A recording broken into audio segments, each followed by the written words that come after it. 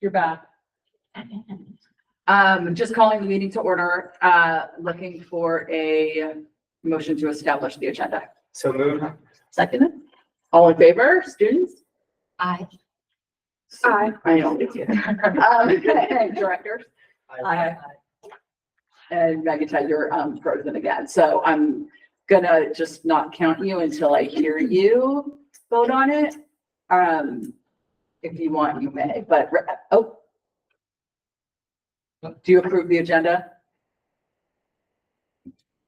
Yes.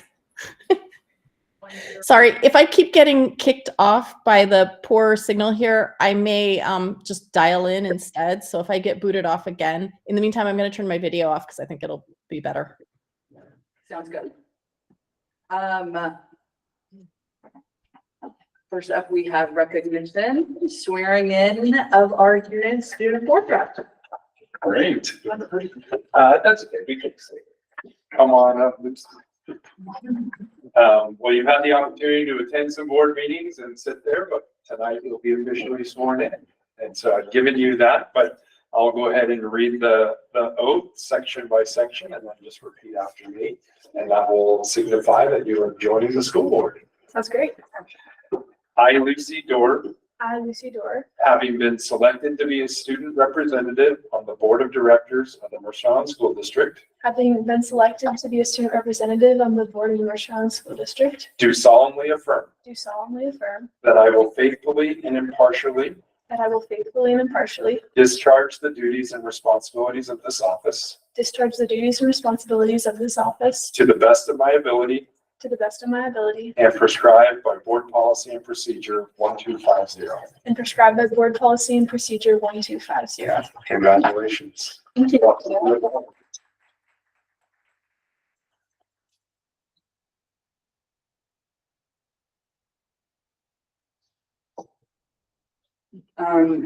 Congratulations. Thank you. I know you've done a lot of prep so far and look forward to hearing your voice. Thanks. Superintendent report. Great.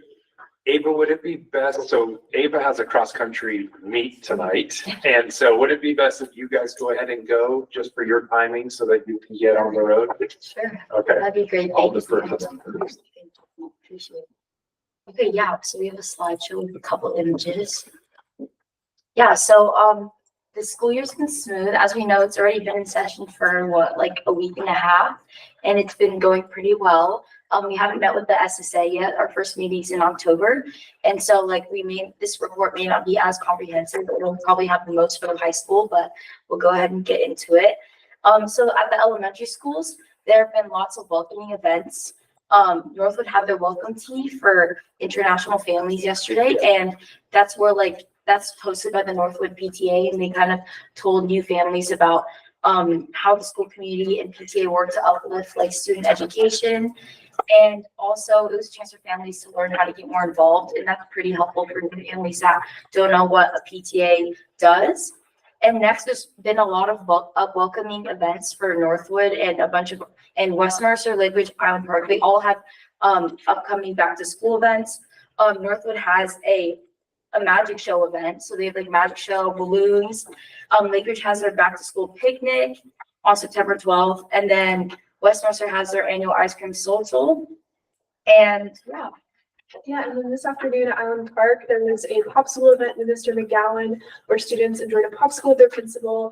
Also, a lot of enrichment signups are occurring at schools. So Lake Ridge had their Chesterfield sign-up deadline recently. Kids are also signing up for elementary choir, language, art, and green team, and the before and after school programs at all the schools.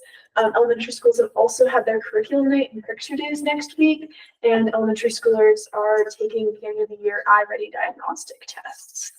And then at the middle school program web, or where everybody belongs, has been going really great. The 8th grade mentors have been able to meet with their 6th graders, and they talked about the functions of school, went on tours, and they also put on an assembly with all the 6th graders to welcome them. And then also on the topic of belonging, the art department had this We Belong mural that's now in the MIHS Commons. So the art's all student done, and there's descriptions of the art, and then it's all like kind of woven together. Sports have also been starting up in the middle school with cross country and girls volleyball both starting practices on the first day of school. And then cross country has its first meet on Tuesday, and then volleyball has their first game on Monday. Clubs are also in full swing now, and they're currently just about to stop like drop-in club time. And then curriculum night is also happening from 6:30 to 8:30 on the next Thursday. Yes. And then now onto the high school. So the high school recently had their back to school assembly last Friday, and it was really action packed. Those are the flag boots for this year. They put on a great skit during the assembly. It was really funny. And then we also did a full gym maroon wave, and leadership did their usual like games. And ASB also introduced their positions and who they are. And then, yeah, so there's a lot of great school spirit. They've been like working on getting more assembly attendance, and that's really been working. And especially with no phones, like the assemblies feel like they're a little bit louder. Like people aren't just like gonna like secretly like play games. So that's been pretty exciting. Yeah, and then fall sports are also in full swing, like in the middle school. Our football team won their recent game on Saturday at Lincoln High School at 47-7, which is crazy. And then girls soccer, boys golf, boys tennis, girls volleyball, guys water polo, all these sports are starting up, having their games, and that's all really exciting. And something really, something that happened recently was also Girls Swipe participated in a fundraising, swim across America thing that they do every year, and they raised over $8,000, which is crazy. And then cross country also went on their annual retreat to Fort Worden, and that was for 2 nights. And then students also had their athletic code of conduct meeting where Lindsay Blake talked about like the various division changes and how like other schools are moving to 4A and what that means for our like teams, and if that's going to make it more competitive or less competitive. And for a lot of our divisions, it makes it a little bit less. So we hope to have a good year in sports. And yeah. Yeah, and then also on the topic of spirit, there's this organized spirit drive last Friday for students to purchase Mercer Island gear for cheap, which is especially good for newer students that might not have spirit gear currently. Seniors also had their senior sunrise at Luther Burbank, which went really well. Ms. Kenyon has also started running the College and Career Hub back up again and getting seniors to sign up for upcoming college visits where admissions representatives come to our school and talk about college, which I believe started early this week. And then all the high school counselors and Ms. Kenyon are making them really available to seniors to help with applications. And there seems to be overall less course changes this year as well. And then drama went to Ashland for the Oregon Shakespeare Music Festival recently. They're also having auditions for their next musical, Little Shop of Horrors. They have those on Monday, and those will open up on the 14th of October. And they're also currently working with the Playwright Project to learn how to write their own scripts and adaptations for their own shows. People are also getting ready for HOCO since it's really early this year, with the dance occurring on October 15th, and the HOCO game occurring on October 15th as well. The theme was September 20th and October 5th. Sorry, put the wrong dates in there. That's okay. The theme was also announced at the Back to School Assembly and it's Wild West. And the band also had a big segment on Fox News, which went really well. Mm-hmm. And then now talking about like the phone policy, we kind of like told you a little bit about it at the last meeting, which was like the day after school started. And but now that it's been more time, we get to see more of how it's been working. And currently, I feel like not a lot of students lock their phones in their pouches anymore. But the good thing about the whole thing is that even though they aren't locking it in there, like most students have it away. Like students have it in their backpack, and some students think that they're like winning because like they didn't lock it or whatever. Like, you know, I won. Like, but yeah, the point of the policy is working, and students really don't have it. And and then the security team and teachers have done a great job like enforcing it. Like right when if you have a phone, like even sitting on your desk, like teachers and security team will like make sure that it's like in your backpack, and that's been helping a lot. And Mr. Wool told us today that there's a lot of positive feedback, both from students, but also from teachers. Like the teachers are glad that they don't have to worry about it in class now. And then also in terms of clubs, so we had a club fair today during lunch, and that was really a chance for like new students and just underclassmen, all students to learn about like the different programs at our school. And And there's also going to be a club section at curriculum night for clubs to be there. And it's always really well attended. There's always kids like cycling through during lunches and getting candy and signing up, putting their email down. So yeah, and that really helps a lot with like belonging at your school. Anything else, Sarah? I think so. Yeah. Question, comment? I believe I'm just happening already. And also like the new students, I've been seeing them, like we had our new student event, right?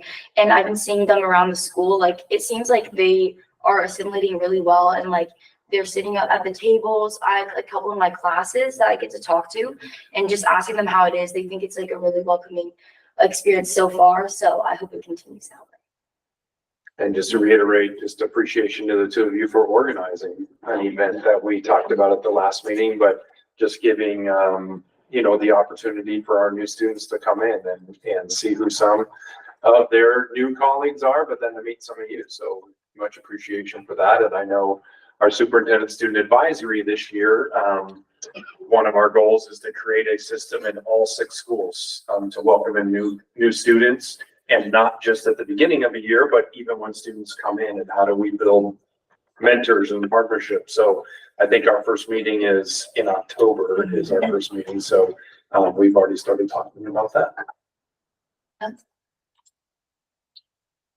Thank you. All right. Andrews, if you wouldn't mind bringing up in the superintendent report is just, it's only 3 or 4 slides. But if you wouldn't mind bringing up that. 2 parts to my report tonight. The first is another update on where we are with enrollment. And then I'm going to turn it over to Director Ronzer and have him talk a little bit about some projects he's been working on, both to enhance our technology in our district, but also save us some money as well. So quick reminder on enrollment, the biggest report you receive usually during the year on enrollment, it comes in your own report, which is in December. However, you get your monthly reports on where we are. And then at our next meeting, you'll also get an enrollment update, especially as it relates to the long range facility plan. You had made some changes to OE 11, and one of those changes was that we bring you building utilization, enrollment, and some updates that would help inform the long range facility plan. So you'll get that at your next meeting, where you'll also get a full capital and technology project update.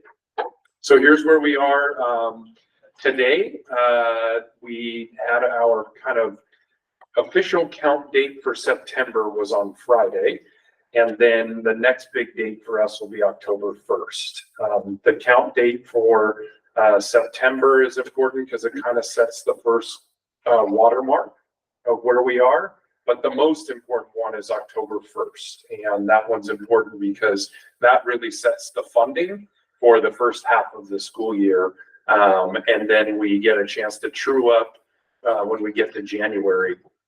We budgeted a full-time equivalent enrollment for our elementaries at 1,503, and we're at 1,565 students in our classrooms. You'll get a full report a little bit, but one anomaly we saw this year, and I've never seen it in our district, even in the days when we had our highest enrollment.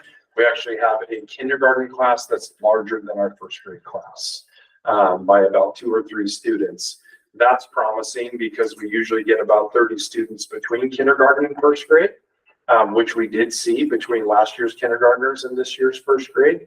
But to see our kindergarten class already where that is, I think is really positive. A couple other things to just kind of note there, our middle school, we are above FTE projection there. And then at our high school, we are also above our FTE, which is just slightly. If you recall the last couple years, we've been under in our high school, and it's been our elementary that's really buoyed us up. I'm pleased with where we are sitting right now as we're looking forward, that we're up on overall enrollment compared to projection, which is always the place we want to be as a school district. The one note I have on there is that 3,895, I won't be surprised if that ticks up a little bit in October. We have some students that have not yet started school who we know they're coming. There were some, there's always last minute travel or things that happen in our students' lives where they can't start the school year. So we already know of some students, and so I wouldn't be surprised if we get closer to that 3,900 number. If we go to the next slide, thank you, Andres. I think we need to take a look at how is open enrollment shaping that, and what does that look like. And so not much has changed in terms of this slide compared to what I provided at the end of August. We're looking at 14 8th graders who were part of the open enrollment. And this is that 8th grade to 12th grade that we discussed last spring. So we have 40 students who have joined the Mercer Island School District as part of that 8th grade to 12th grade enrollment. We have 66 more open enrollment students who are joining us because their parents work in the district. We have another 10 who are either city employee children, or we have a couple of anomaly open enrollments from previous enrollments. When you add all that together, 2% of our total enrollment comes from the staff and city families, and then 1% increase from this 8th grade to 12th grade kind of increase that we saw there. Again, the distribution in terms of who we're seeing in that 8th grade, those 40 students, we're seeing about half, a little more than half coming from Seattle and the other part from the east side of the state. And one last slide that I think is important to start looking at, and that we'll dive deeper into in your next meeting, is looking at our average FTE over the last 3 years. We were at 3,931 2 years ago. We were at 3,881 last year. And then this year, if we stay with where we are now, we'll be at 3,895. If you compare that to the demographics that Davis did, and remember we used the version 2 as kind of our tracking mechanism, you can see that last year compared to Davis 2, pretty close. We were right on budget last year. Matt and the team projected 3,880. So we were right on with that projection, but a little bit under where Davis had us.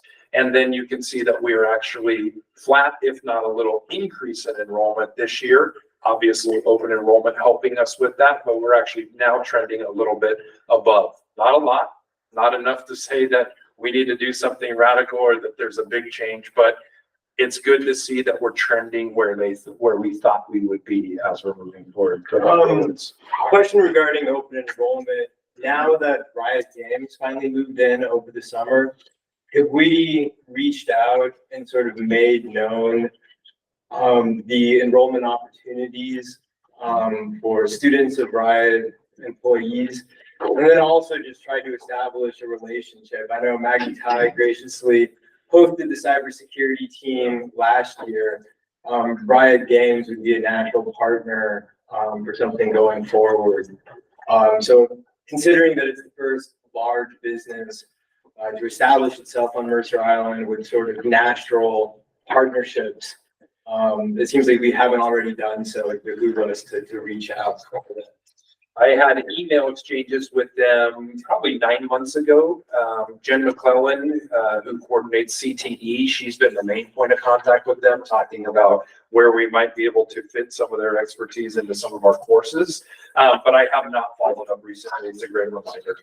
Yeah. Anything else on enrollment? Thank you for these numbers. They look great.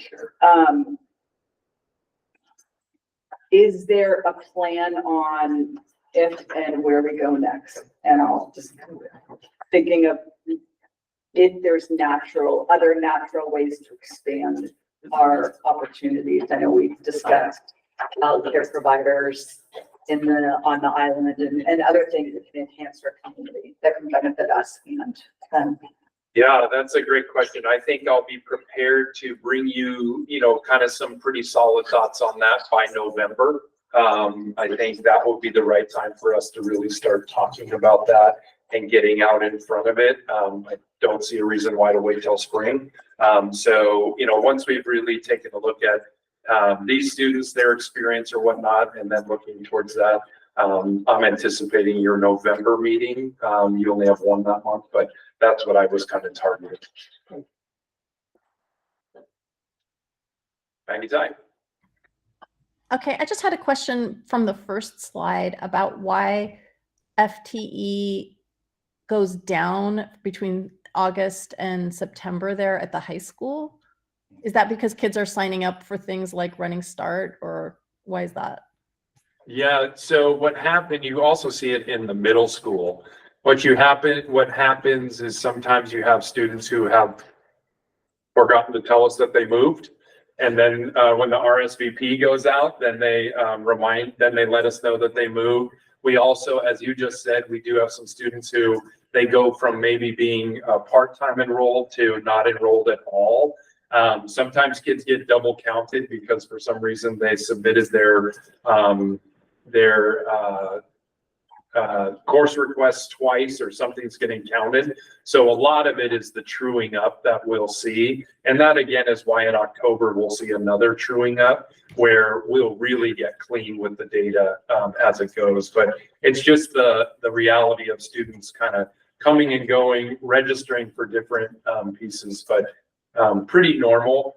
The one that we were pretty surprised by is how many students came into elementary late. We had a surge of enrollment right at the end, which, even led to the addition of a class in kind of late August at one of our elementary schools. But we'll continue to add FTE. We just added a fraction of FTE at Island Park in their learning support to support K-3 students. And we're going to add another person to support K-3 as part of class size the K-3 compliance, class size compliance. Thank you. You're welcome. So with that, I'm going to turn it over to Director Ronzer to talk a little bit about some of the projects he's been working on. And I think there's a story in here. We did a lot of work last year and you were big supporters of it and along for the ride, and that was refinancing our bonds to save taxpayers money. We also have other opportunities that we try to work on the tech side. And we've got some savings coming on our tech levy, actually a reimbursement, thanks to your work. So I'll let you kind of talk about your projects. Excellent, thank you. I'm going to really just talk about three updates that I'd like to provide to you. One, as Fred mentioned, we have applied for E-rate funding and we did receive a funding commitment for that. So we'll talk about some of the projects that we're going to be able to complete. We've actually already started some of that work and how that's going to help save some of our taxpayers some funds there. I'd also like to talk a little bit about some of our cybersecurity upgrades, and then just some of the challenges that we're facing as we see increasing costs, as well as increasing need for cybersecurity updates and programs to help make sure, help keep our network secure. And then finally, just wanted to provide a follow-up on the work that we did last year with our AI values work group. And just providing an update there and what we're hoping to be able to accomplish this upcoming year. So in terms of the E-rate funding, we did apply for E-rate funding last year. They considered the 24-25 funding year. Some of the projects that we're completing. Will you give a quick update on what E-rate is? Sure. At a high level. Yeah.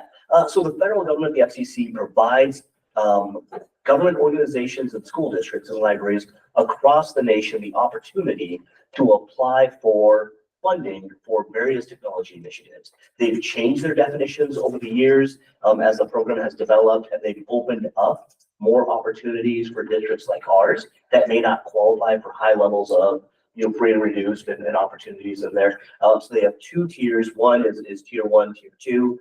It used to be that tier 1 supported things like our website, cell phone services, phone services. They have now sort of shifted and opened that up more towards networking equipment and internet services for school districts. And then on the category 2, we could do projects like wireless network upgrades, making sure that we provide high-speed wireless, as well as network and switch upgrades across the buildings. we qualify for 40% reimbursement. Across the board, it used to be, we would just qualify for tier 1 and not tier 2. They've opened that up. And so districts can now qualify, districts with lower levels of free and reduced lunch numbers can qualify for both 40% reimbursements on the tier 1 and tier 2 services. And so with some of those changes, we saw that as an opportunity to apply for funding for some of the projects that we're hoping to complete. So some of the projects that we submitted funding requests for is a complete wireless refresh across all of our schools. We've actually already started some of that work. If you're in our schools, you'll notice that our wireless networks are changed to MISD. As part of that project, what we want to do is provide the same wireless network name across all of our schools to help support staff and students that move between buildings. It'll make it easier for transitions there. And then in October, we will actually be replacing all of the access points across our schools, just making sure that we can keep up with current wireless standards, as well as the larger number of network devices that we see within our schools, making sure that we can keep up with speeds and requirements for access to online curriculum. We'll also be replacing the core routers and network equipment here in our administration building, as well as the building-based switches across all of our schools. I mentioned that we're receiving 40% reimbursement for those approved projects. And so we actually just recently received a funding commitment decision that was equal to just shy of $320,000. So rather than having to take the entire project funds out of our cap tech levy, we're going to be able to recoup some of those funds from the E-rate program. So totaling $320,000. In addition, a quick question on the E-rate. Is there any sunset of when like the reimbursement might occur such that it makes sense to make additional investments now, or is this open for a period? they do a 5-year funding cycle. So they allow us to qualify for a certain number of dollars over a 5-year span. We submit a 5-year technology plan to their program, and so we have those 5 years. That plan is going to refresh in 2027. And so we're planning on completing these projects before that 2027 funding cycle, so that as 2027 comes around, we can submit a new 5-year plan and utilize additional funds.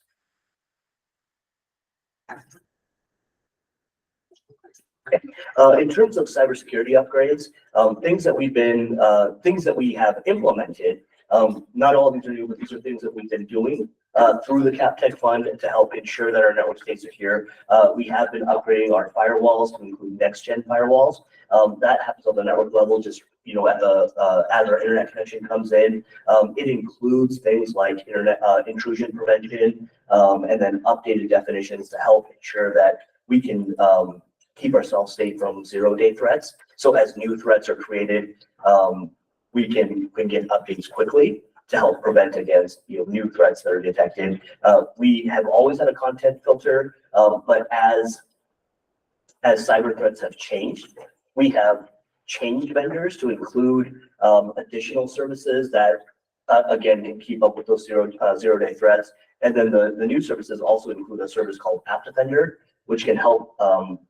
It actually will review the traffic that's passing through our network and look for signatures. So rather than just looking at URLs or ports and just very high level things, it can actually do a deeper dive into the network traffic and help prevent against things that, proxies, other things that might be malicious to our network. We've also implemented endpoint detection and response. That would be the system level like antivirus that you would typically see on computers. But again, these would be next-gen technologies.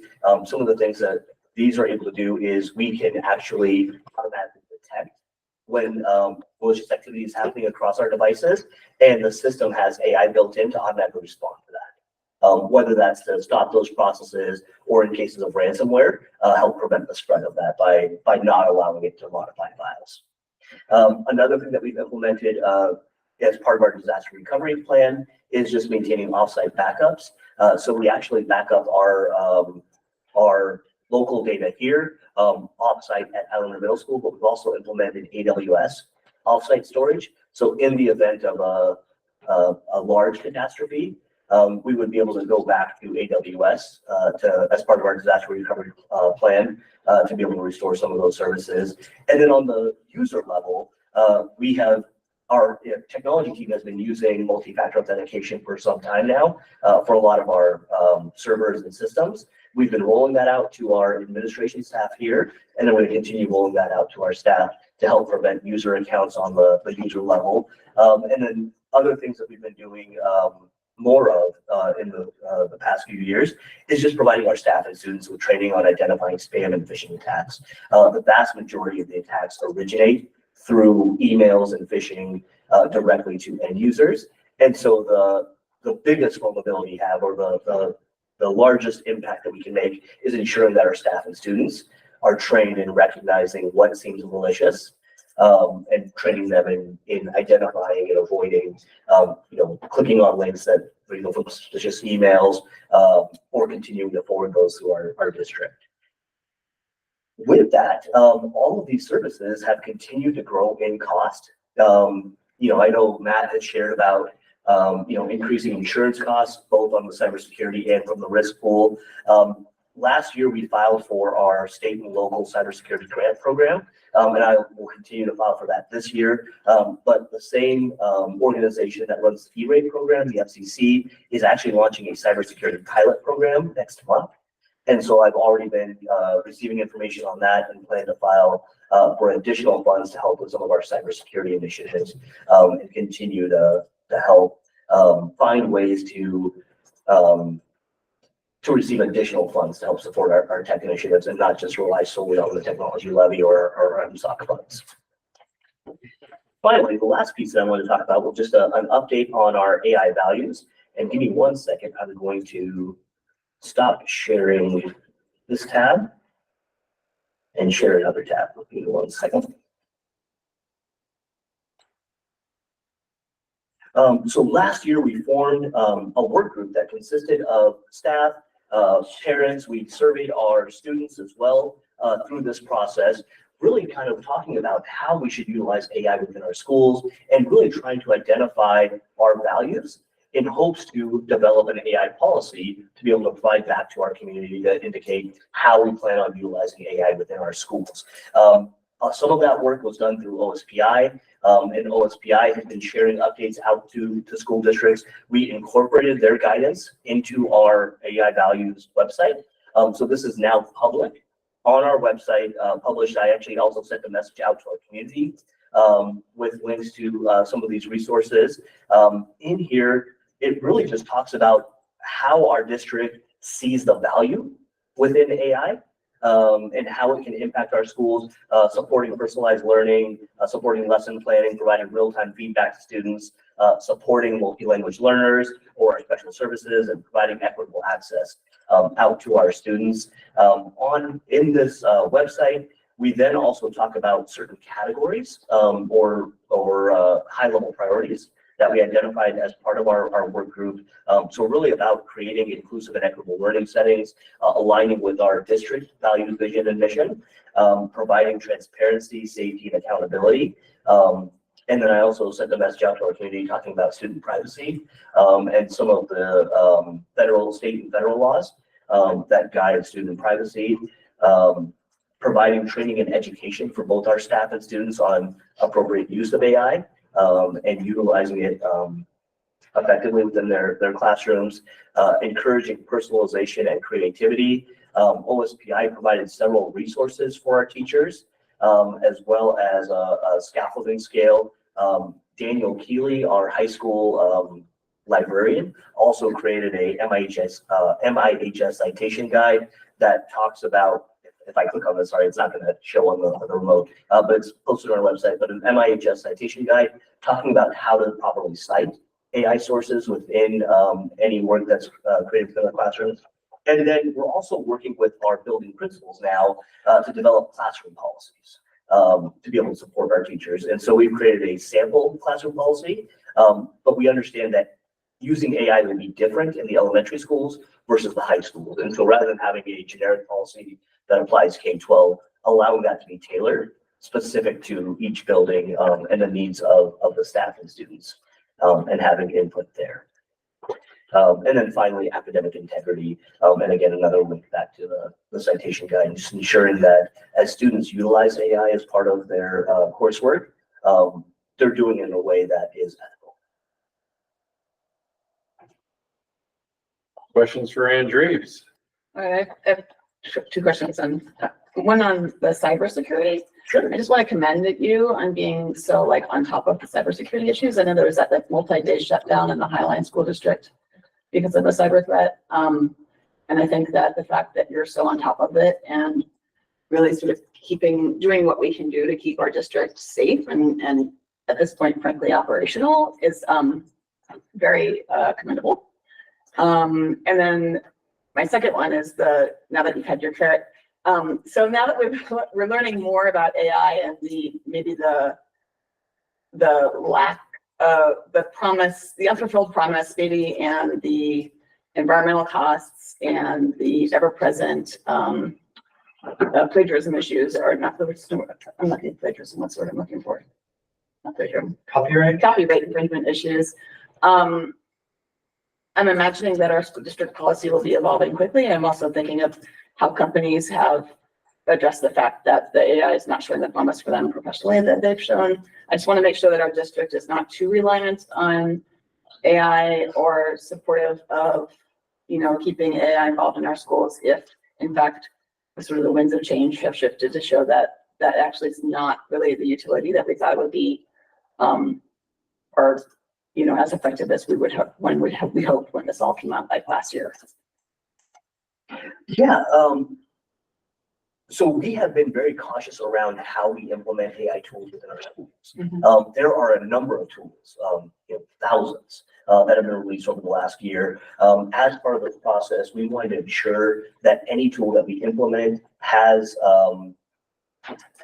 aligned with our priority, right? In addition to what you were describing there around copyright and other pieces like that, we actually have looked at tools that are built for education, and looked at ways to help incorporate those into our classrooms and ensuring that they support value. And so in a lot of the work that we've done here, there are a lot of tools that we've chosen not to use, Mm-hmm. right? And through our work, we've really tried to focus in on tools that we really do find provide purpose and value for our students, for our staff and our students, and then also providing that professional development to help ensure that it's used in a way that does help improve student access and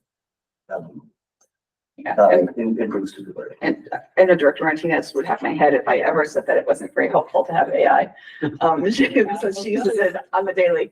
But I just want to make sure that we're, it's hard to unring the bell, especially as all of our technology is weaving AI into every aspect of it, like the new phones that come out, or just try to do a Google search now and AI is going to finish it for you. It's impossible to get away from it, but I just want to make sure that we're not getting ahead of ourselves with incorporating, these for-profit education companies that are pushing AI for their own reasons, and that we're not imposing those values on our students. And I believe that you're being very conscious about that, and I commend you for that as well. And I would just add that there is no mandate or dictate that requires teachers to utilize tools a certain amount within their classrooms. It really does, and our website, all values also talk about this. So it leaves it up to teacher discretion and that professionalism to determine when it is appropriate and useful to utilize those tools and how to utilize them. And oftentimes what we talk about is also providing a PD for our teachers to understand how to use those and how to develop those queries so that they are useful, but then also not relying on them solely and leaving it there. And also, on the plagiarism aspect of it, understanding that the detection tools are not completely are not very accurate, and not relying on those detection tools as a way to determine whether or not student is plagiarizing. Right. And my concern is more even, and I don't want to belabor this point because, but my concern is not as much even the plagiarism our students will be doing, but the fact that all AI is sort of fruit of the poisonous tree because it was trained on other people's copyrighted work. So but that's my own personal disagreement with AI. So I'm not going to impose it on the district. And I don't want to negate the excellent work that you've done. And I know that you've been working very hard on this subject. And again, I commend you. I think one of the, two, and, we could go on and on, of course, but just to reiterate, there's a couple names that you might hear. One is Magic School. That's been a AI tool that we've really done a lot of investment in terms of our time and energy researching it, but then also looking into how its utility, not just from the student experience, but from the educator experience, and how do we use it to help differentiate for students and write lesson plans and think about ways. And the other one is Curipod, Curipod. It's a Norwegian company. And the founder of the company actually came out last year for our instructional technology day and did some work with us. I was in a fourth grade classroom yesterday at Northwood, and they were really excited to show me the work that they were doing. They had inputted a number of student sample writing. They were samples of student writing, and then it was giving them real-time feedback into what they could do. And then I got all excited and I said, oh, we met the creator of this. I'm sure we could get you hooked up on a video call. And the teacher was awesome. She's like, oh, gives me a high five. I talk to him like every 2 weeks through email, and we're exchanging ideas all the time. And so I love that, they are way out in front thinking about ways to innovate with our kids. So fun to see it roll out. I agree that there has to be a lot of thought that goes into it because there are some perils to it as well. Did Maggie type? Sorry, can you hear me? Yeah. Yeah. I also wanted to say thank you to Andrew Eves and to everyone who on the committee that has taken a look at AI so far. I know it's something we're going to be hearing more and more about as a board, and I would love to kind of see and hear more of what is happening in the district with AI. And I don't know whether that might take the form of like a study session sometime, or if people aren't interested in doing like that deep of a dive, maybe when we do some of our school visits this year, if some of the things that we can see that are going on, like if there are AI elements to it, maybe just like highlight those for us. So I don't know what the rest of the board is interested in, but I definitely would like to know more about kind of the specifics of what people are doing, because I feel like parents are going to have questions about this, and I can't necessarily, I certainly can read the district website just like everybody else, but I feel like I don't necessarily have like a up close view of it yet. Yeah, I guess to piggyback on that, a few months ago, the New York or PBS had a brief but spectacular take on harnessing AI in the schools for writing. I think it was PlayLab was the software that was featured in that piece, and I would like to sort of know more about the tools that we are using and what areas and what levels and what's working. So yeah, I look forward to hearing more. And then down the line, with the caveats of making sure we're doing it in a thoughtful way, but perhaps course offerings that could be impacted. When it comes to game development and design and film in particular, those are areas where it seems like we can grow an already very, very strong program with radio broadcast and television that might be a natural fit for some of the AI tools for creative content. I think that's very instructive. And that's my report. Thank you so much. Let's move on to Board Policy 1003, Board Job Description, Board Discussion on Committee for Naming of District Facilities. Where we was the board in August directed the superintendent to make a proposal, and then this is draft 2, for a facility naming committee, or a committee to determine whether or not to create a naming policy And at our last meeting, we had draft one, based on some feedback. There were some additions made, additional community members and alumni representatives, and former staff as well. Do we have any feedback from this most recent proposal? The only thing that caught my eye is that it says that it will be formed by, that it will include past board members and current board members. And I think in the committee rules list, it's not, I don't know if it's, like in the description, it says to be, let me see, composed of diverse stakeholders, including current and former board members. I read it on Friday and Kind of in that. that section. But there's, the committee will include current and former board members. But then on the committee roles, this is not included there, and I don't know if you wanted to state them as apart to make sure that we include past board members or not. That is the only.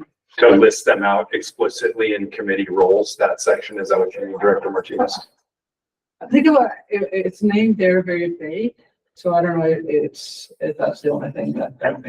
Maybe they could be in their community members. Some of them could be, I mean, if you think about a Pat Brinkman, if she were on it, she would be not only former staff, but former Yes. board member versus Yes. someone else would be just that. So some of the people are gonna, it won't diminish the number of people, but some of them are gonna wear 2 and 3 hats, I would imagine. And it's fine too. I think that it's just a state that if they can wear 3 hats, but if not, to be intentional and look for that. Great. And that's the only comment. The only other addition I made was in the second, I created kind of that second paragraph right there where it's, right there. Just you had a discussion, so just as a reminder that this is an advisory committee, that is advisory only, and ultimately it comes back to you as a board for the final policy. And I just want to add, Director Martinez indicated some interest at least, or unless you withdrew that, and that's why you're not there anymore. Well, I think that we said 2 of them and, and then did mention that they wanted to participate. They did said that if not, I can actually step in, but it's totally, I am also okay if not. Okay. So it depends on you then. So. Maggie? Yeah, so I'm still quite happy to serve on that committee, and I'm happy to co-chair it if still needed. But I had another comment. So if you want, I can wait and hold my other No, comment. go on. We're done discussing who's on the committee. Yeah, this is just for the board's edification in general, because I had not heard this until this week. I read there's a group called Native Americans in Philanthropy, like an updated kind of language resource for non-Indigenous people. And they called out the term stakeholder, which we use all the time in our district. And just so FYI, that's an objectionable term to some people because the term comes from the colonial, I'm reading it from their report, that comes from the colonial practice of claiming land with a stake and removing Indigenous peoples from their, rightful land. So now it's such a common term in like a corporate context today, right? Like, and in a institutional context today, I don't quite know what we would replace it with, but I just kind of wanted to flag that for people as something I had never thought of before. So That was actually going to be my question. In that article, did they propose a alternative? yeah, they said that this term is transactional in nature and implies that the stakeholder is in a position of power like over others. Instead of using this term, consider using a word that offers more clarity on who you are in relationship with. For example, collaborator, supporter, audience, funder, etc. And they're talking about a philanthropic, context specifically. So just something to kind of tinker around with and maybe look for some alternatives. Thank you. There's also some roots back to slavery and some of the ways that it would use, especially with land ownership. Then, so I'm also there too. Okay.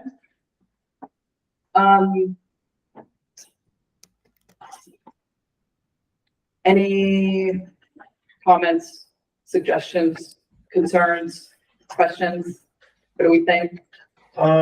Yeah, I'd be happy to be on the committee. Like, I think that there's definitely been a voice in the community that would like to see it explored, which I'm sympathetic to. At the same time, hopefully I'm not stepping on a landmine. I do think naming in particular, can be quite charged. But I believe that we should consider a policy and that there is a place to have a sensible policy that adds to what we do here rather than subtracts. Great, I will go forward then with working with Director Tucker and Director Glowitz. We will start pulling together the committee, start searching, sending out surveys and other opportunities for people to put their name in the hat, if you will, and then we'll start the work. This is action and discussion. I think the action is just a thumb. We just need a Yes, thumbs at up this that you want, point, because it's until- not a board committee. You Right. don't have to vote on it, but we just need direction. Okay, and I think, I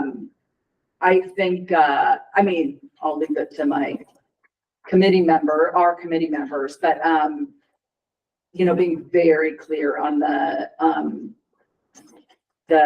purpose of the committee and then the scope, I think would be really important. And I think this is a great start, for that. Excellent. So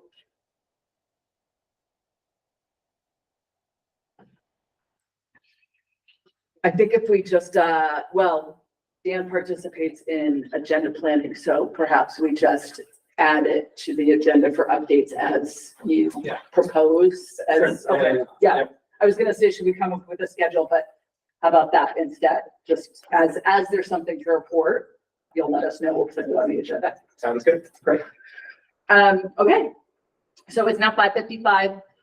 We have no public input unless something's come in the last hour, which I am not seeing from anyone that it has. And I know that we have some recognitions that, we're instructed to be here at 6. So should we take 5 and reconvene? I don't want to start the other things. So let's reconvene at 6. Sounds good. Easy method.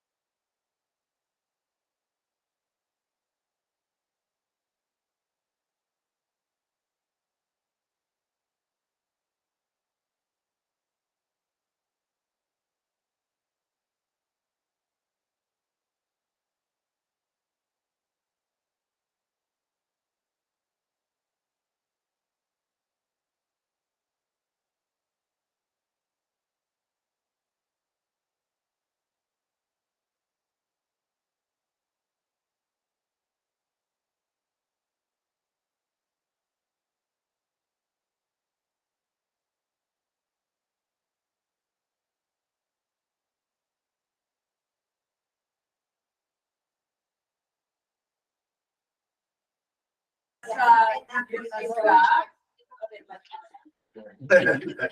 are beginning at 6:02. And moving on to, we're gonna skip to recognition. So as our students are coming in, just a couple reminders. We are in September and in my update to the community, I mentioned that it's Suicide Prevention Month, Childhood Cancer Awareness Month, and National Hispanic Heritage Month. Just a quick thing, we do have students who are battling cancer right now in our district. We've had some students in the past, and we've lost students. And, it's talking to one of the moms this week of a current student and, just ways that we can rally around and wear gold. But just recognizing these things and making sure they know that they're not alone. And that's a big piece of community for them. With that, we no longer have an IMS VEX group, although they were at IMS when they were competing. I want to introduce you. This last March, we had 7 IMS 8th graders. And they won the 2024 Washington VEX Robotics Middle School Championship by winning all 12 of their matches at their tournament. They went on to compete beyond there, but I just want to note that this team was one of 4 middle school teams out of nearly 60 in Washington to be invited to compete in the 2024 VEX World Middle School Championship in Dallas in April. At Worlds, they won 9 of their 10 qualifying games to earn a 3rd seed in their division. They advanced to the quarterfinals where they narrowly lost. This is Slippery Penguin. They came out of the World Championship division as the highest ranked middle school robotics team in the entire Pacific Northwest. So congratulations to this group. What we'd love for you to do is introduce yourselves. You're all 9th graders now, and then obviously you have a demonstration for us too. So we'll start down here. Hi, I'm Brian. I'm a freshman, and I was a coder on our team. Hi, I'm Henrik, and I'm a freshman, and I'm a builder. Hi, I'm Zevi. I'm a freshman and I'm a cover on our team. I'm Harry, and I'm the team lead and build. I'm Keenan, and I'm a notebooker. I'm Jeremy and I work on design. Great. So you have something that you want to do. Do we need to move that out of the way? No, it should be good. Is it all right there? Yeah. All right, take it away. Alright, so the game last year was there was 2 robots versus 2 robots, and we had these were the game objects, and to score you would need to intake them and put it into a goal. So and then if you had a goal, you could put it in without score. So a little bit about a robot. So on the bottom here, there's wheels and motors connecting to it, so it can move the robot around. And then well, that allows it to move more things. And we also have this intake here, which spins these wheels to intake the ball, so we can hold it and score. And then lastly, here is our this is our end game mechanism. So there's a bar during a match at the very end where you can it climbs up onto it and then pushes it up like this so it can hang above the ground. So yeah, that's a little bit about our robot.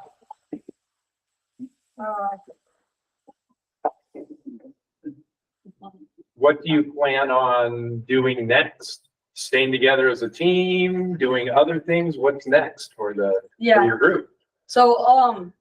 So every season there's a new game, and so last season we were middle schoolers, but this season we're high schoolers, and there's a new game. So right now we're building a robot for it to compete, and yeah, we plan to keep this team together for now. I don't think anyone wants to leave it after we won state last year, so yeah. What are you gonna do with the robot? This one I think we're gonna keep it together so we can if anyone wants to see it in the future, we can show it to them. And we have enough parts to build more. So Yeah, the robot's more complicated than the one in head. How long did it take you to do? this Oh, yeah. So we had multiple robots throughout the season. This is our fourth one at the end. This one took us around like a month before the World Championship. Yeah, we had different iterations of it. Other things you want to share about your experience? Those of you who haven't had a chance, do you want to add anything about your experience, what you've taken away from it and how it's helping you? I learned like a lot about robotics actually, and I learned how all the pieces work and what they were. And if someone, it's kind of stupid, if someone told me what a drivetrain was before I started into robotics, I wouldn't know what that was. But yeah, simple stuff like that. Yeah, and I think our team has learned a lot about teamwork, especially because it's hard to keep like a group of 7 guys working and like focused. So yeah, we've all learned a lot about that, and teamwork has really helped us succeed. So Awesome. Well, join me in congratulating these fine.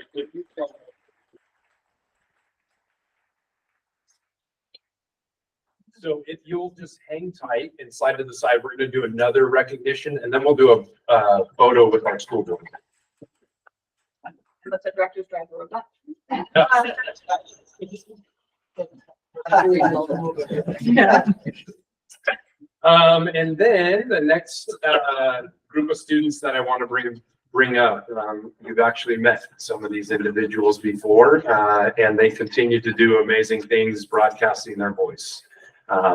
So we're joined tonight by 2 of our students. We have, do we have more than 2 now? Or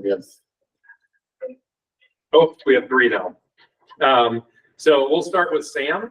For the 2nd consecutive year, senior Sam Fedor was named a winner in the New York Times Student Podcast Contest for his entry, Singing Songs and Carrying Signs, How Protest Songs Changed America, which took a deep dive into the history of protest songs in America.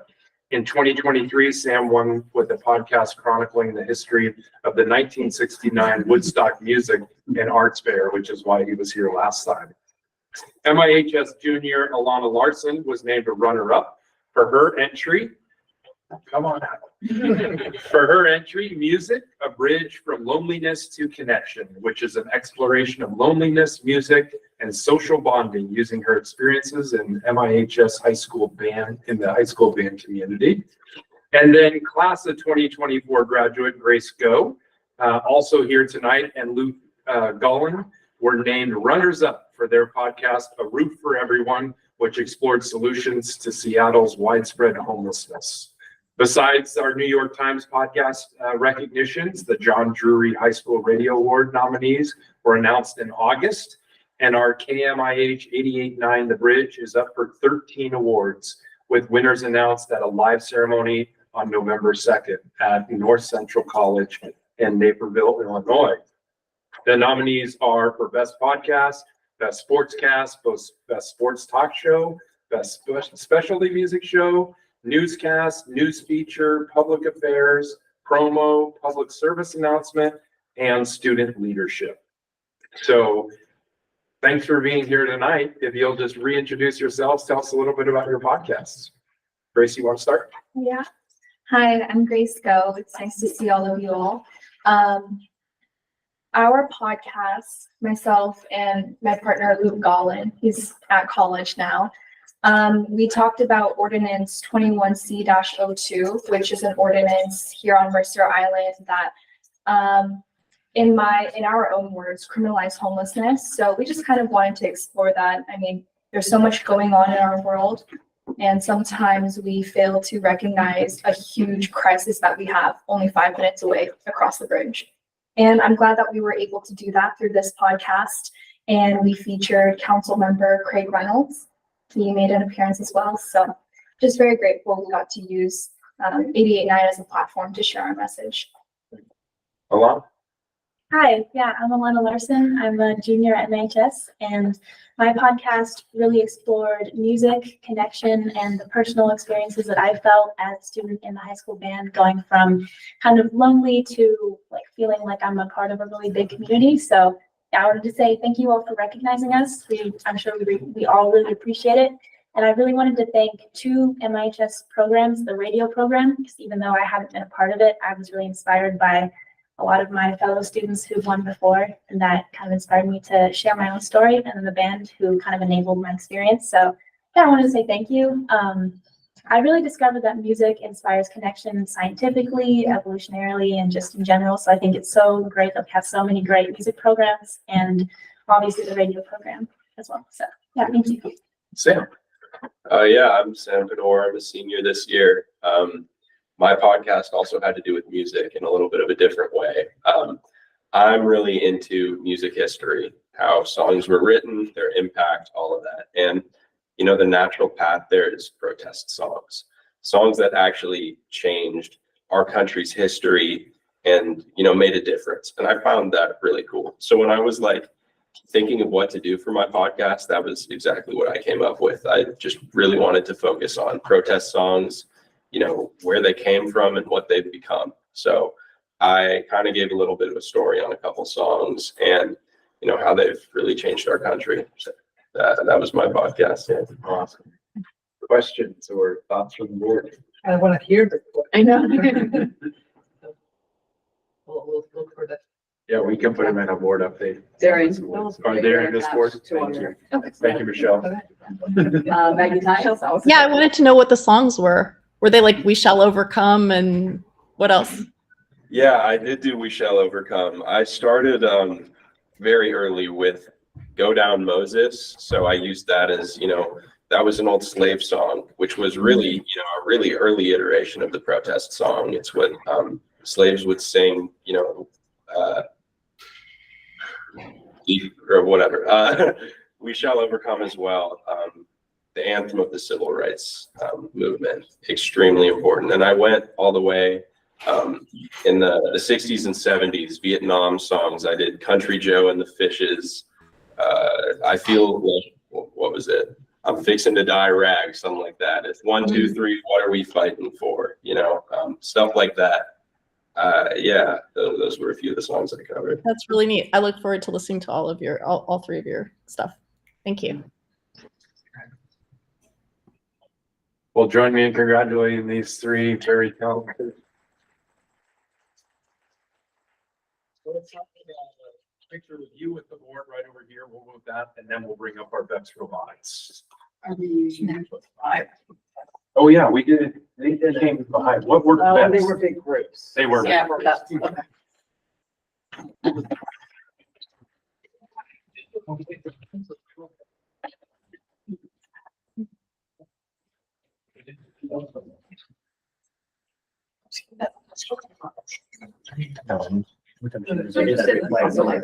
They use some. Too far on the.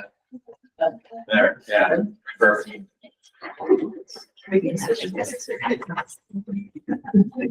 Okay. 3, 2, 1. 3, 2, 1. Okay, thank you. Awesome. Congrats. Congrats. So you go there, and then we'll bring up our Vex robotics.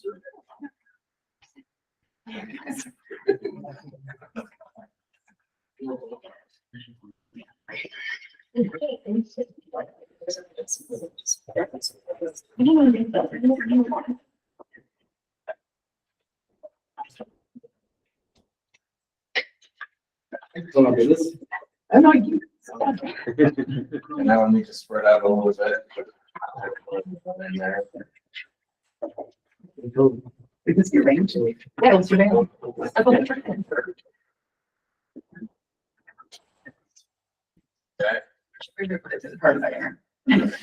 Good. All right, here we go. 3, 2, 1.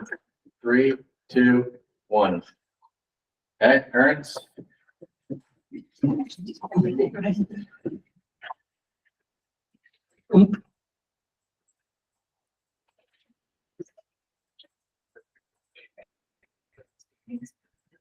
right, congratulations.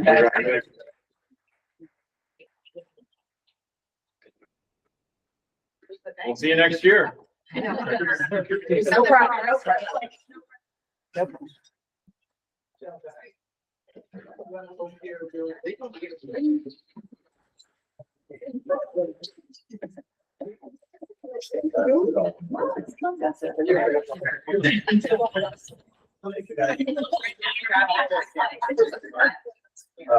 I just. All right, so next up, we have to see board policy 1005, board officers legislative priorities for WASDA General Assembly. I will defer to our legislative representatives. So we don't really have anything new to add. Let's see. If you'll see attached to the agenda are legislative priorities and how they tie into the handbook for the General Assembly. And then Christina has specifically pulled out the items that specifically tie into her own legislative priorities.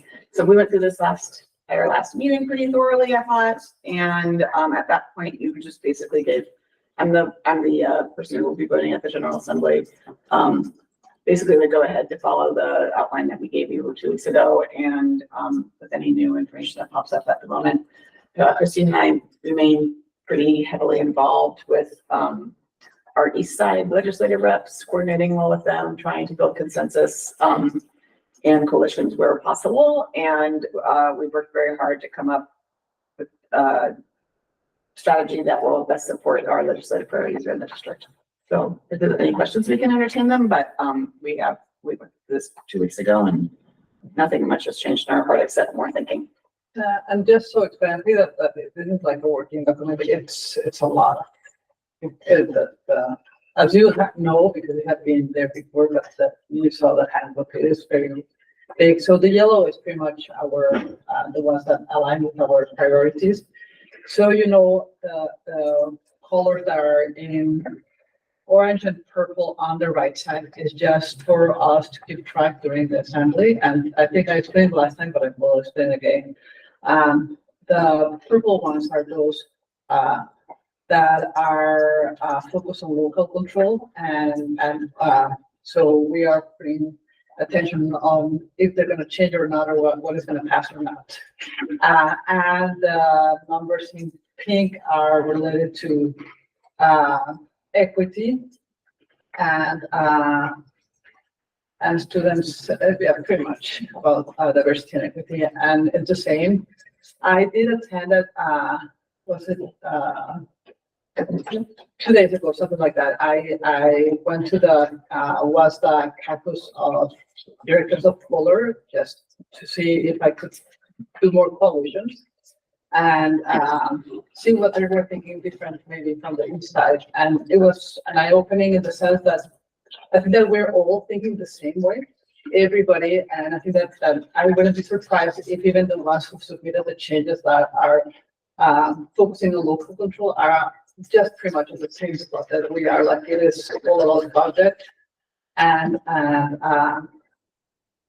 pretty much everybody's aligning on the same on the same area. So the priorities are pretty much on the same issues. I think that as we see how the budget are diminished through the state, we are fighting for the same things. So I will be very interested maybe one day to see how the caucus of large schools and then the group of small schools talk between them to see if they have different conversations with the groups that I have been at, but it was pretty much the same conversation. So I think it's good in a way. Yeah, and there was no caucus for mid-sized schools, so yes, no one for us, we're just Goldilocksing around the edges. I mean, I guess like a few sort of observations, and I'm not sure like the laws, the 300 plus district level, it necessarily makes a difference. But certain things that sound good in concept, I have concerns about how they play out in practice, such as capital project construction, how that's allocated makes a difference, and whether districts like ourselves are excluded from that, or if it's just in other parts of the state where that comes. And also things that sound good, like ample funding for high poverty schools. I mean, we've discussed that Tacoma and other districts that have significantly lower cost of living receive significantly more money than we do. And so I think there is a question to what extent is more funding needed in those schools, and how does that actually support the services for those economically not so advantaged students? Because those are the proposals that we've seen at the state level that shifts money from our district to other districts. And so I think on the funding level, our interests are not all aligned. I mean, there's frequently like this, I like, you will know. say that I would love to have a conversation Yeah. with you about how that worked. I will say that on the groups that we have been, that is one that has not been in the conversation. I mean, exactly. So I am wondering if it's because we are not talking to those districts, that it will be interesting to see their perspective, or maybe how this will play at the General Assembly. I will say that I was talking with Jody yesterday, that we were kind of debriefing some of our work, that after this meeting, it will be I think that we have to debrief what did pass and what did change, because this is important, but I think that the biggest work should be in April to see if we want to submit an actual amendment or something that we want to pull back or not.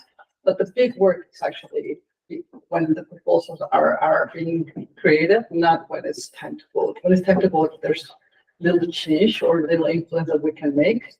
It is before that. So I think it is wise to have gone through this document several times and then see the changes after September, and see how that goes, and to see what will align with us or not. And I will absolutely think that I think how we can maybe hear the voices of those districts that actually maybe these other ones that might not be beneficial for the rest of the district that have not come out in the conversation. Because I know, like, at a high level, the conversation is one of consensus, and wouldn't it be great if the state allocated more funding for public education, we grow the pie. I think as a practical matter, where sort of the rubber meets the road is how the pie is allocated and what is changed and how that actually will benefit or harm students. And I think that's where the action is. And I share the same reservations if WASDA is the place to influence that or not. Other than just as an observation, I think there's a lot that goes on beneath the surface where like sort of the real action happens. And it's simply a matter of like how funding is allocated amongst districts and any changes. I think that does give us the opportunity to maybe work with the districts that we did not necessarily know or hear. And so that when we go to our legislator, so the real impact, we can shift the conversation. So that's, I think, that one of the powers that being part of WASDA. And it's not an easy thing. We have to go to a lot of meetings and learn. So one of the things that we were kind of made aware of that hadn't been on our radar were some articles that have been written kind of by a local community publication in South Seattle, and it referenced a professor at the University of Washington, Dr. Knight. And, you know, he's done a lot of apparently work around public school funding in and around the state. We were made aware of this because in the publication, it compared us to Tukwila, and it talked about the disparities in funding and how our tax dollars work and some other things. And I think they were using some metrics that really unfairly painted us in a certain direction, which is what made me think of this directed vote. And so I reached out. In the article, it talked about superintendents who met with Dr. Knight. They kind of had a roundtable this summer, and I thought I knew probably one of my colleagues who would have been there, and it was. And Dr. Aramaki over in Bellevue. We've kind of come into the superintendency at the same time, and they're oftentimes referred in the same way. And so I talked to Dr. Aramaki this week, and he kind of brought me up to speed. It was mainly if you went to UW for your principal certification or something, that's how you kind of got invited. The point that I think that he made, which was really powerful, is that even someone like Dr. Knight, who knows a lot, doesn't know everything. And every time you get into a conversation on public school finance, you learn something new because of how complex it is. But I think it gets into this ample versus equitable. And the big three that we keep hearing about, special ed, MSOC, and transportation, are the big three. And Dr. Knight and others have posited that we also need another two, which have to do with the equitable funding. I think Dr. Aramaki's point to Dr. Knight when he met with them is, that's great. There's a lot of equitable ways that we are funding school districts already, that there are mechanisms in place. We need to get everyone amply funded and then move forward. Director Sullivan has been working on a white paper that I'll share with you in another week or so, which is really laying out the context for who might those other districts be. So if we look at tax base, somewhere like Peninsula, Director Sullivan was pointing out, they have a similar total tax base in terms of home values. You can start to really compare apples to apples or oranges to oranges when you start talking about levies. But if you want to talk about total funding per student, a student in a district like Tukwila or others, because of federal dollars and others, they actually receive more per student than ours, for a lot of reasons that I don't think any of us are here to argue. But it is raising the point, especially when we hit the ground in Olympia, of reminding our legislators of, the bottom line is we're underfunded to begin with. And so before we start talking about reshuffling all of the equitable measures of it, how do we make sure that we're funding special education and some of the basic education components? So more to come on that, but just felt like a good time. Do you want to add anything else, Director Sullivan, in terms of what you've been kind of working on? No, I think I'm good. I think the is supposition that how tax bases play out in regard to school districts. I think the better look is Superintendent Bundle mentioned was looking at the assessed valuation district to district. I mean, taking a look, because I was frustrated with his white paper, his article in the South Seattle Emerald. Looking at a Peninsula, they have a $1.72 tax rate, same AV roughly. We had $1.29, so ours is lower overall, but his comparison is flawed. So absolutely. I think it goes back to, I think the bottom line takeaway is when we're comparing districts, we need to make sure that we're comparing them using the same denominator when we are, and remembering that, our students in our district, they deserve great teachers and great experiences, and we're going to continue to provide those. We need to push for ample funding for everyone, and fully recognizing that some districts, because of where the students are coming from and their needs, they need more, but we need the ample part just to make sure that we are, as we're going to get into our next piece, that we are allocating resources to our educators in the form of our contracts, that we're making sure we're offering programs. All of those come into play. So that's it. I think that she is in charge of voting. I will be logging in virtually to the General Assembly, but I'll be down there in person catching those at somewhere. I'll make them if I can. I'm just still an unknown. might be able to just walk in. I have no idea how that works. No. You cannot just walk in if you want to go in person, but you can join remotely. Okay. I'll figure it out. I'll wear wear it. it registered in person. I don't want to spend the money. There's a registration fee, I assume. There is. Not to join online. though. no, okay. I just don't know. I have nice companies walking that week. Yeah, okay. Just for company. Great. Okay, any other questions or concerns?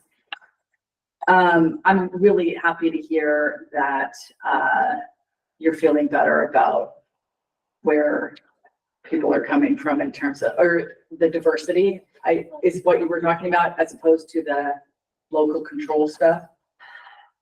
Well, I mean, it is what it is, right? Right. I will say that there's concerns on why the changes that are proposed, and that how we will affect, like, there's one that is trying to, like, I think is the first one, what is number is, something sort, like, number 6, that is the WADA equity statement.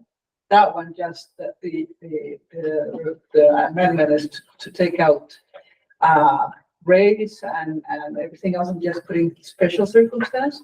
And that absolutely, in that sense, it is a mess. So if it passes, then we have to make some work. So in April, we submit one that will include, because there's more than, even right now, it's fairly poorly written.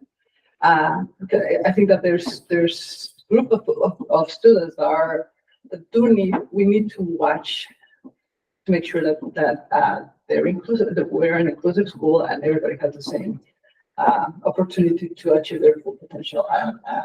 So that's an example of that one. So I think it's just a different way of how we're gonna observe and watch, and she's gonna be, and depending on who is who, but I think that as I said, all the directors, everybody that we looked at, each side and the others, we were pretty much aligned on the same thing. Absolutely, there was no discrepancy on priorities. It was the same level, like first special education, second transportation, and so like it was pretty much a copy between each one of us. And I think it's a little bit sad because that shows you the need we have, not necessarily the need, which is basic education. Basic education, Which the state should be funding. from school. So the fact that there's not that big differences shows you where we are, but it's fine.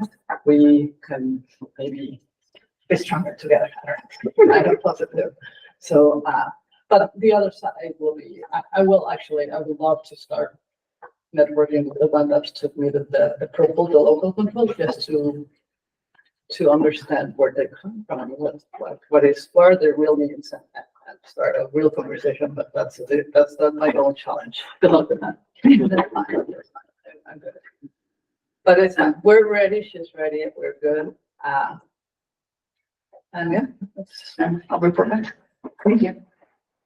Okay, moving on to board policy 1800 OB4 staff compensation certificated collective bargaining agreement with MIA for 24-25. Great. The next two items are, they have to be voted on separately. But as you know, as a board, our association, we only have one association in our school district, which is different than many districts. Both our classified and our certificated staff members are represented by Mercer Island Education through the Washington Education Association. So I'm going to turn it over to Director Battersby. I have some closing comments that I'll certainly add, but I want to turn it over to Director Battersby to talk about some of the high levels. We also put some information in there. Then we'll take some questions before your vote. I think the key thing is that we were able to, through the efforts of both bargaining teams, because it really was a collaborative process, work to create a 3-year agreement, which was ratified already by the 2 bargaining units with the Mercer Island Education Association. And those, because it's a 3-year agreement, for each the classified and certificated, there's negotiated salary increases for each of those 3 years, and there's other wages and working condition things that are detailed there. The importance of that is really that it enables all involved to have stability and to budget accordingly to ensure that we can meet our needs and fulfill the needs of our teachers and our other educators, which is our parents, our classified, etc. And it creates stability not only for the district and budget, but also for the staff. They know sort of the rules by which we're going to play for the next 3 years. So other things that we did besides just pay increases, you can see there if you want me to get into the details. For the first year, it's a 1.25% increase to the certificated staff and a 1.75% increase to each of the MIE classified salary schedule. Just by way of reminding you, our classified staff includes our paraeducators, our admin assistants, our nurses, our custodians. It's a large group of people that's covered with by our MIA classified salary schedule. We also made some changes to specific things, including a increase to a driver assistant position. We made changes to our certificate substitute schedule so that we could attract more substitutes, because our staff, when they do get sick, they have things they need to be out, and we need to be able to provide substitutes for them. So our students, well, we want them in the classroom because they are the best portions. That's why we hired them. We do want to be able to manage what our staff need when they need to take a break or leave school for their own needs. So we increased our substitute rate as and in our classified section, specifically to the custodial substitute rate, just again, because we were having trouble attracting and retaining. That's one of the board's objectives, is to, within our available resource, have compensation, be it substitute or otherwise, that attracts and retains staff. And part of that is also being able to provide substitutes for them. We also added enhancements for our paraeducators, which through additional learning and training, they are able to get an enhanced wage. And aside from that, in year 2, we moved to the IPD, which is called the implicit price deflator. I always struggle with that term, but it's basically a COLA, cost of living adjustment. And so is that plus an additional 1%. Unfortunately, this year we were not able to provide IPD. And again, just for those who are listening, IPD is something the state gives us on our prototypical school model, so they don't give it to the district for all staff. It's only those staff funded by the prototypical school model, which is significantly less than the number of staff we actually have and that we employ to teach kids. So going forward, you'll see IPD +1 in year 2 for all classified and certificated, plus some changes to our custodial group. And it was just to sort of align their steps with the rest of our classified staff, because they moved up a schedule at a different rate and with a different number of steps than our other classified staff. There's also continued changes in our athletic supplemental. And again, that's just to have parity and equity between some of our positions like golf, lacrosse, and water polo as compared to, let's say, football or basketball, because they have been paid at a disparate level. And there was a committee that was formed to look at that. In the final year, there is a change. It's again IPD +1% for certificated and IPD +1% for classified, with the addition of a professional learning day for our classified staff. And the concept of that is that it occurred before the start of the school year. So classified staff's first day with students isn't the first day with students, because as it is now and as it has been for many of our staff, specifically our paraeducators, their very first day back at work in a school year is the day kids arrive. And so this allows for collaboration and time spent with other staff that they work with, like our certificate staff who have sort of pre-service days, and it also allows them to do some of the professional learning. So hopefully everyone gets off to a better start. That was a mutual interest between the parties. So again, our idea is that over time we are increasing the pay. We don't know what IPD is going to be in the second and third year of this agreement, but what this does guarantee, and it gives a certainty to all staff that they will get at least IPD +1%. So that's where we are with that. Do we have any questions overall as to this agreement? Yeah, I have a few observations and a few questions. So on the revenue side, we have what state provides under RCW 28A 400-205, right? The IPD. And as we've discussed just now, like, it doesn't even cover all staff, which is roughly 85% of our expenditure side. So I guess my question is, when we're giving anything in addition to IPD, understanding that that's fairly common in districts, how do we afford it? Because when we're talking 1% in the first year, that's 1% in expenditures that we don't have revenue offsetting, or roughly 600,000 in the second year. And then in the third year, it's really 1% plus 1%, right? So like the 1.2 million in the second year, close to 600,000. And that's just the in addition to IPD, not including the shortfall from IPD, right? So the question is understanding certainty, but Seattle Public Schools like entered into a 3-year contract that gave them certainty that they would be bankrupt or exhaust their general fund. With this contract, are we given those $2 million in additional outlays over IPD? Are we going to be able to provide an educational experience that is not materially disrupted? And then 2, like, do we predict that there will be rifts, I guess, for additional, for surplus or staff that we can no longer afford to pay? And I guess that's just the bargain that we struck.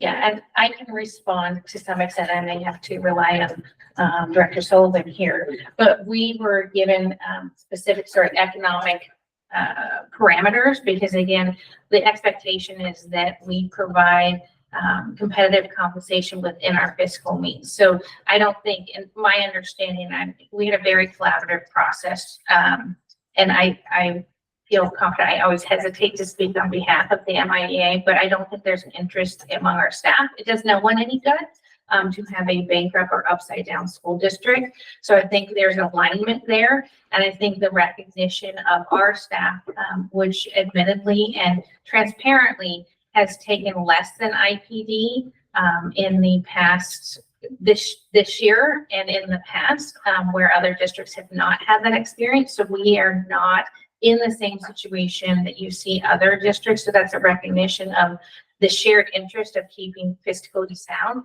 Now, that said, do I think that there may be reductions that are necessary to ensure that we stay in the proverbial black?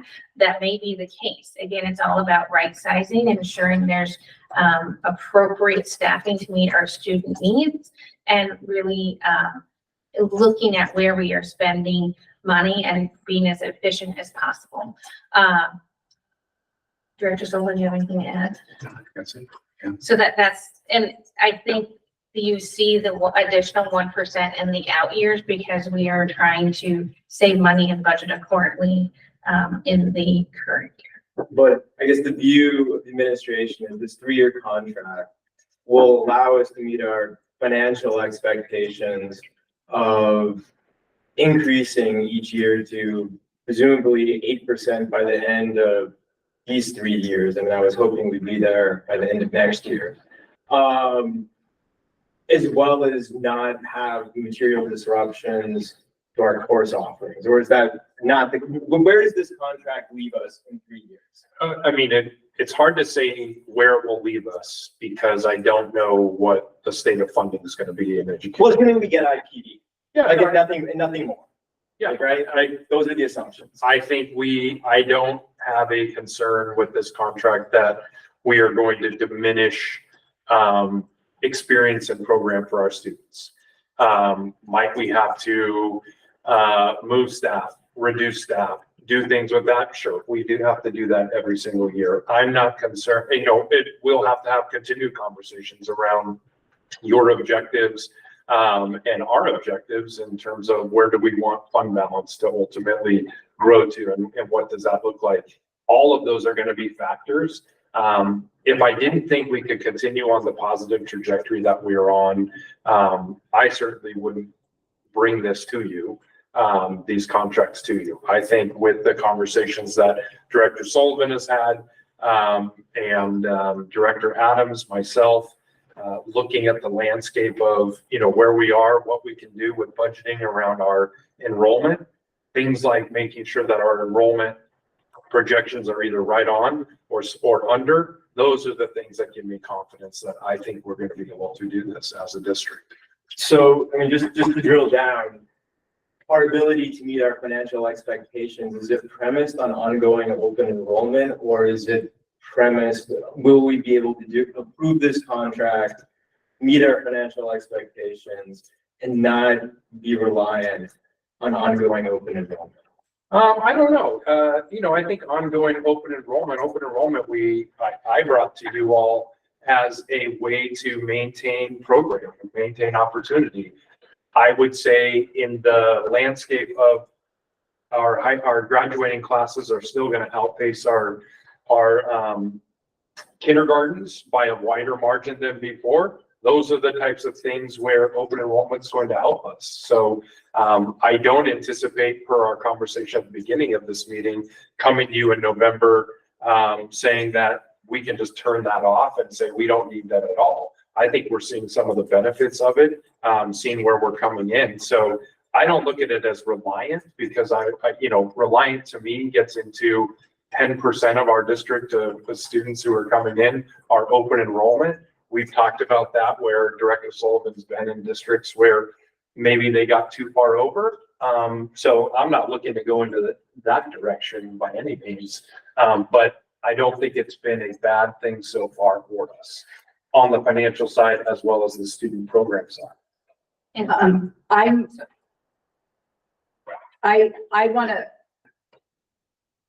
I think you're asking questions that are frankly impossible to answer. It's pure speculation, which is what budgeting is, right? It's forecasting the future, and there are too many unknowns to be able to give concrete answers on what's going to happen, because it's totally dependent on what the legislature is going to fund us for, what's going to happen with the economy, what's going to happen with our enrollment.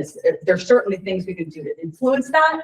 And we need to continue to do so. But to say, I think right now with this contract, and correct me if I'm wrong, is this contract keeps us in the black, whereas the majority of districts around us their contracts are deficit spending right now, and they know that.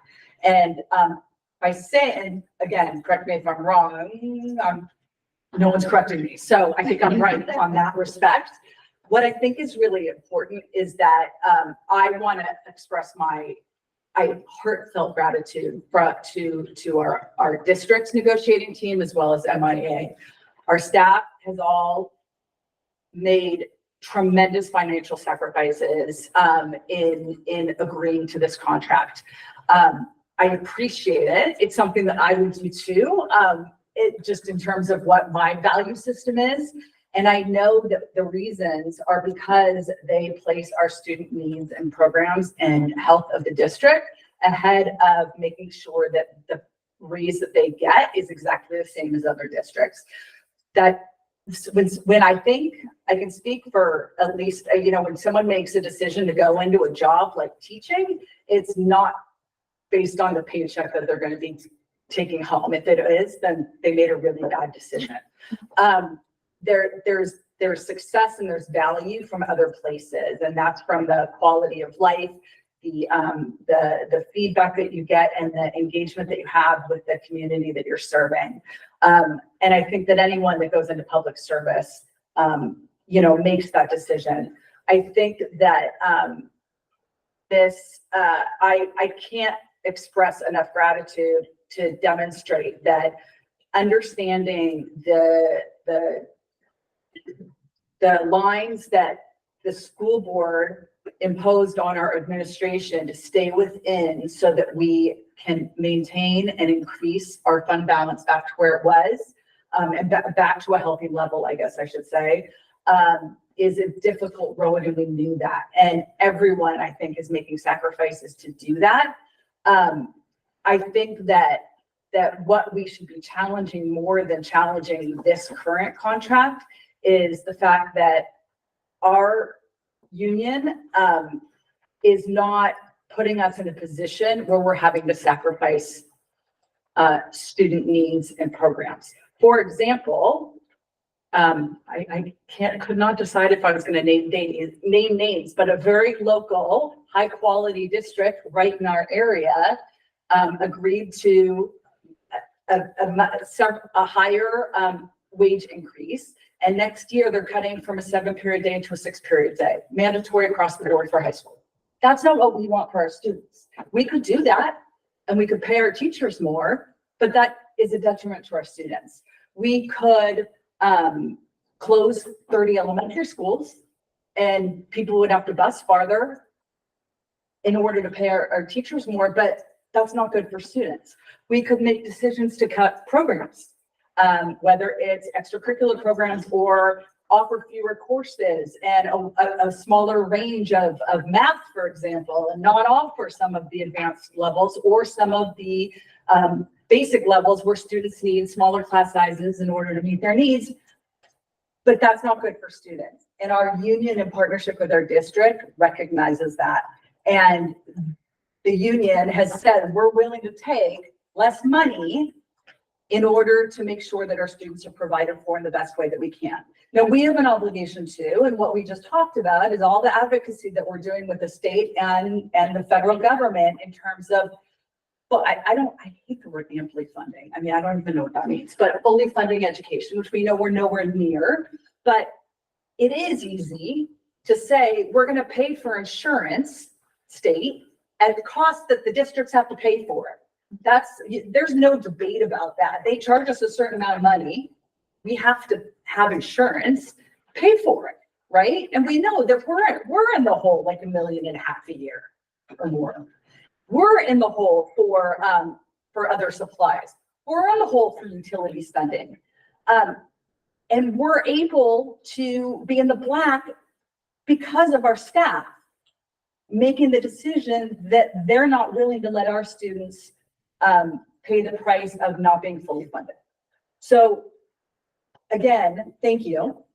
I know this was a tough one to swallow, and it was a tough one for me, frankly, to even be in support of, because it's not okay.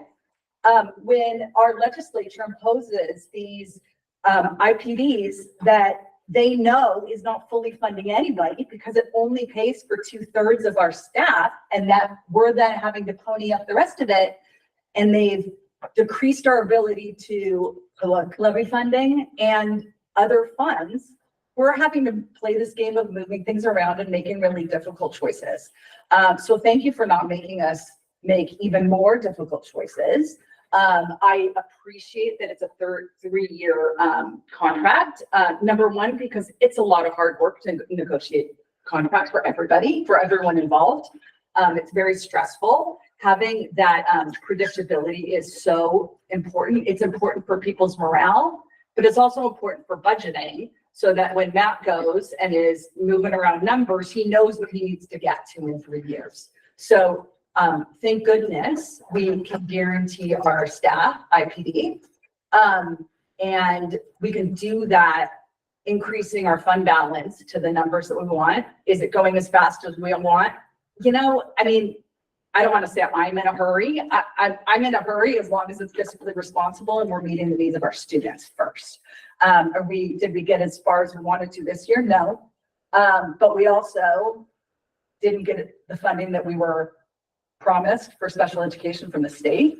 And we also got hit with an IPD that was unanticipated as high. So being unable to predict those things. I'm going on and on and on. I am so grateful for the partnership that we have. I think that our community needs to recognize the decision that staff made in order to accept these contracts. I don't want to say that they're and any implication. I know there's, when you take less than what other people are around, I know there's probably view that it was a bunch of, for lack of a better term right now, suckers to be taking something. To me, it's pure gratitude, and it demonstrates that our union places our students' needs first, which is what we all want to do. And I think our community as a whole, I hope, will recognize that, do everything we can to support our staff, to make their lives easier, and do everything that we can to support them in their daily education of our students. And I will piggyback on your comment. I think that I know that it's not easy, and I appreciate all teachers, and I hope that our community will show to all the staff and the teachers how much we appreciate everything that they do, and that they are happy to come and work here. I also know the challenges that of being financially responsible with what challenges that we experienced last week, and why we are not going as fast as we wanted. But on our end, I think that we will fight for every single I don't know, Penny, that we can, and we'll keep doing networks to see, to show to our legislators what is the real story behind everything in the district. And, but I'm really thankful for everybody involved. That's, I also just want to recognize the incredibly hard work of our union and our administrators and all the other people at the negotiation table, and just how hard they work to come to this agreement. And I was so pleased to see the 3-year contract, so we don't have to do it every summer. I'm sure that everyone's vacation schedule is pleased to see that as well. But I really appreciate the work you went into it. It was interesting seeing it from this side of the table of being briefed on like how much work goes into this contract every year, and it's impressive. And so thank you.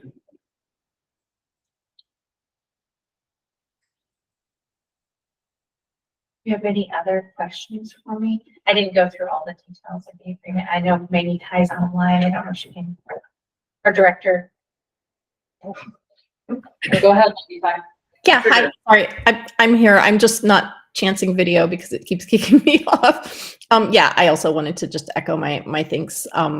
It's really nice to have a 3-year contract, and I appreciate that everyone is absolutely doing their best and being thoughtful, and you know, we all have the same goals, and it was a lot of work to negotiate this contract. So thank you, everyone.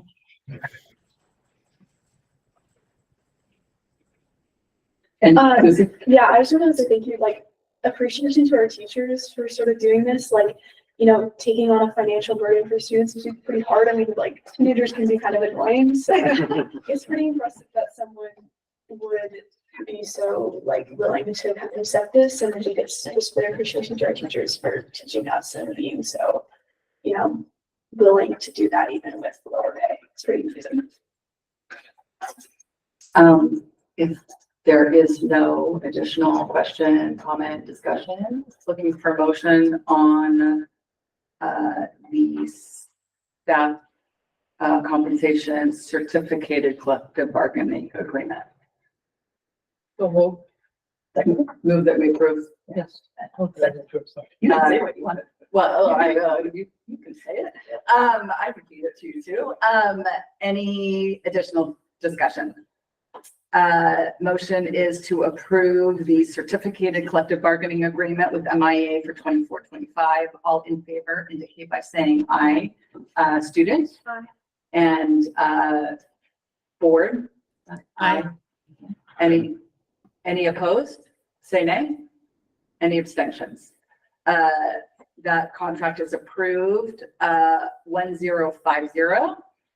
And next we have looking for a motion to approve classified collective bargaining agreement with MIA for 24-25. So moved. It was bad, sorry. Second. Any further discussion? All in favor of approving the classified collective bargaining agreement with MIA for 24-25 indicate by saying aye. Student? Aye. And board? Aye. Aye. Did I hear Maggie?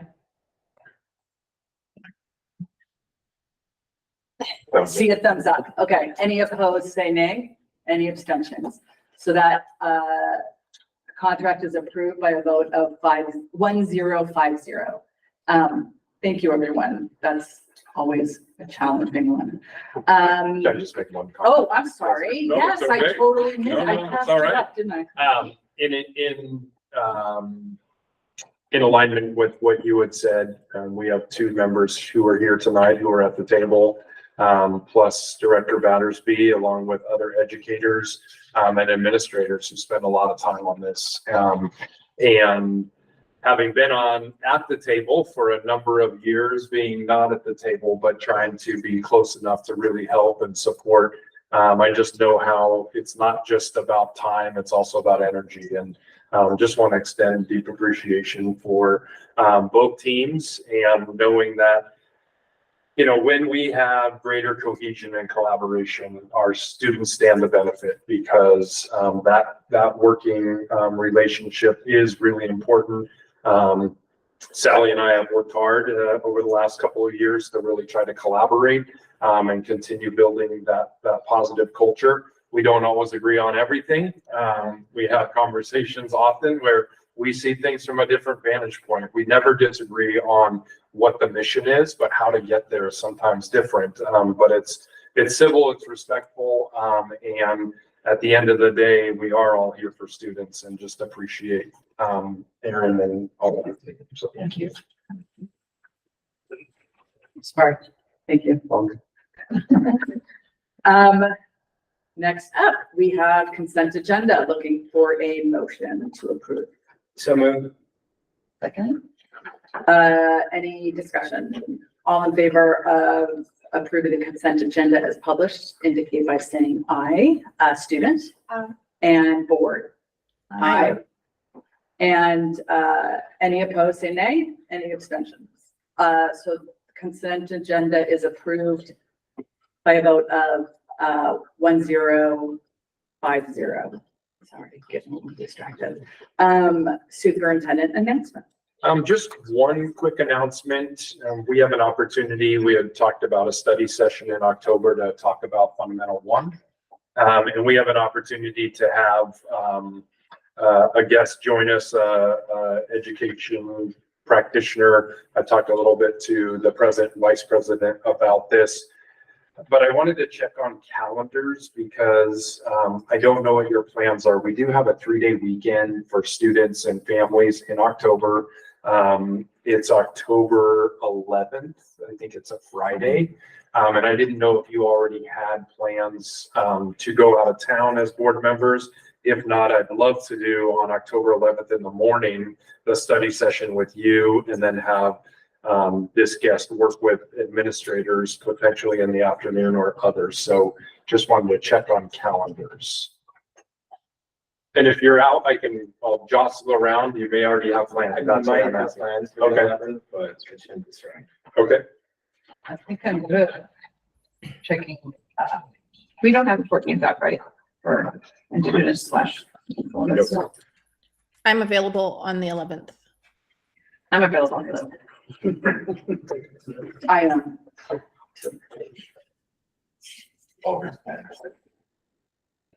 And I wish I am available. I wish I wouldn't.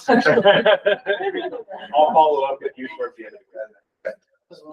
All right, that is all that I have. Okay. Staff okay over there? I think Director Battersby's okay. Okay. Just like, She ran into the water container. She's like the boot. She wouldn't have. There's no workplace life. All righty, moving on to legislative report. Okay. Board announcements, inquiries, and reports. Lucy, anything else? I think the only thing is me and David have been talking about, maybe doing a board panel like we did last year. Probably sometime in October. We haven't really nailed down specifics or anything, but we're about that, just put that on the radar. Do you mean in terms of, what we did during our site visit? Yeah, like interactions with students, like we did last year during the election cycle where students can ask questions to the board and stuff. Perfect. Okay.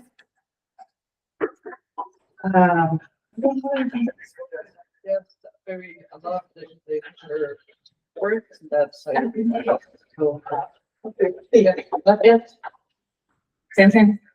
I wasn't here last week because last board meeting, I was hiking the John Muir Trail. Maybe at a future board meeting, I'll share a few thoughts, but as it applies to education, I guess my takeaway is I think the natural beauty and diversity of the world is just astounding and spellbinding. And how do we implement and think about how that informs education and raising a diverse, beautiful, and interesting student body, and not a monoculture. I attended the PTA council meeting this morning. I know we're about to select reps, our assignments for next year, but I didn't want to miss the first meeting because we hadn't done it yet. It was a great meeting. It's a strong group of PTA leaders in our schools. One thing that I know you will be hearing about or have heard about is the Schools Foundation is doing a fundraiser. Instead of the phone-a-thon for the fall, they're doing a fundraising auction dinner that's October 19th. So tickets are somewhat limited. So if you're interested in that, take a look at it. Don't wait too long. General, this is just because it's this Friday that I'm announcing it, is like Ian has said, marching band, Wazoo is going to be participating with the high school for the halftime show on Friday, which is pretty exciting. I know there's a lot of other things happening, but that's a pretty unique one. So I just wanted to point that out to everyone. Please make sure that you get your responses back to Michelle regarding the availability for our legislative linkage and what was the other thing? Whatever the other one was. Can't remember. There were two things, right? There was the business cards. Oh, the business cards. Just get that information so that they can act. I tend to procrastinate those things, so I always appreciate reminders, or when she does it for me, which is so appreciated. And then that is it. We need to do board assignments for next year.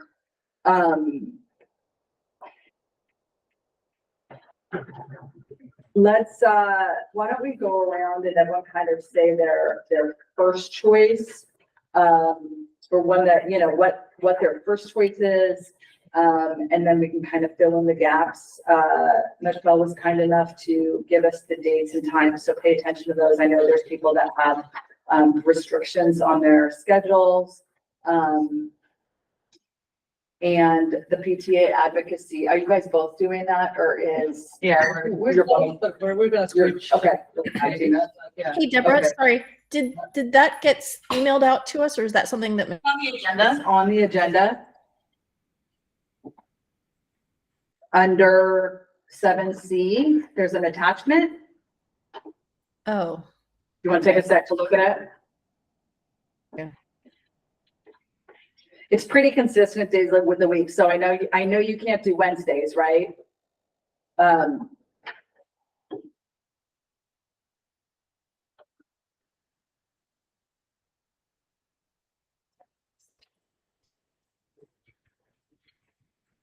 Wall.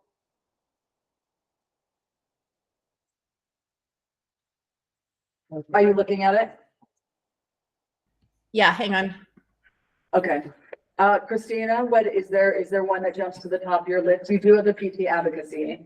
Yeah, and this I will say that, it's also okay to say I'm overloaded. I mean, in terms of, you're taking a lot on. So I just don't want. I think I put a lot on myself, right? But I will say that I don't know, I would like to have your expertise on this. I do enjoy, for example, the SEAC. I like it because I enjoy it. However, I think that is also good to diversify. And that being said, if somebody else wants it, it's totally fine. And if not, I enjoy the work. It's something that even if I have a lot of things to do, I come. Do you mean SEAC or TBI? Well, well, I think SEAC, both are fine with me. Those are, okay. nights are great for me. I think that nights are easier. I think Michelle was letting me know that the DEI committee from the PTA let us know that they're gonna move to Friday afternoons. Yeah, I put it on the list. I just learned this morning. Just as a heads up. Yeah, they've moved to Friday afternoons, but they don't have the times determined yet. And they are moving to in-person with a remote option versus remote. I think it's all depending on the, well, advocacy portion just because of Will you explain, why am I getting so confused? The difference between SEAC and well, I think that PTA, usually DEI. DI is from the PTA. And Uh-huh. usually, and SEAC is Superintendent Equity Advisory. Usually they talk similar things, but not necessarily the same. Okay. There is just one is school, the other is PTA, but it's not, I don't know. Yeah, we don't tend to have staff necessarily that are sitting members of the PTA DEI group. We do have some who attend, but the SEAC is the superintendent. Yeah. Yeah, advisor. okay, I think that's why I'm confused. I don't think we've ever had anyone assigned to the PTA DEI. We have? Yeah, I used to do it. I used to, No. yeah. Last year I was a Yeah. member of both, and I think that in the past I have encountered, Maggie type, that's how I met her, actually. Right. Yeah, that's right. I used to do Yeah. both, actually. Also, I did SEAC and the PTA DEI committee. I'd be interested in doing SEAC. I think you wanted to do that. Or do you want to do? I would love to. Okay. I think that's what I don't want to. Okay. I just enjoy it. Okay. Okay. So I'm actually the person with the most limited calendar probably this year. Yeah. I can't do any of the times that are on Wednesdays or on Thursdays because of my school schedule. Okay. What do you want? I'd like to do the high school. I did middle school last year. So if we're sorting schools, I'd love to do that. I'm not going to do all of those, but ones I could do. You totally cut out, so we didn't hear Oh, sorry. anything. Okay, I was just saying that I can't do Wednesdays or Thursdays because of my school schedule. So I'm limited to the ones that meet on Monday. Then you take it off your camera. Yeah. Oh, now it's gone. Yeah. I think she's just saying Wednesday or Thursdays are not for her, so. I know she can't do Monday, Wednesdays and Thursdays. Lake so Ridge might be the one. Lake Ridge might be one. And She might be saying she wants the middle school. I was actually gonna ask for the middle school just. 'cause I Oh, no, haven't that's done fine. I could do the PTA DEI committee if that's Friday afternoons. it. Okay. I could do PTA advocacy. I'm just listing the ones that I could do. Oh, no. Just tell me, is PTA DEI the one that you want? I'd be happy to do PTA DEI again, sure. Okay, and I'm happy to Jane? do Lake Ridge again. Okay, well, I want to get everybody's kind of first. I like the superintendent community advisory, so Okay. like, I'll take that again. Okay, and you're gonna have more. I'm just looking for Island Park, I'd be interested in. okay. So Maggie Ty, I'm putting you on Lake Ridge because that's a Monday.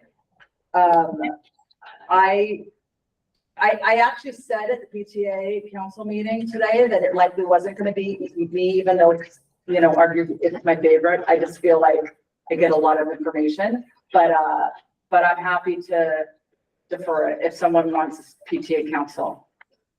So, correct me if I'm wrong, I always thought that the PTA council was always the president for what but maybe it's not. It tends to happen, but it hasn't been always that, but that's been a loose thing that's happened over time.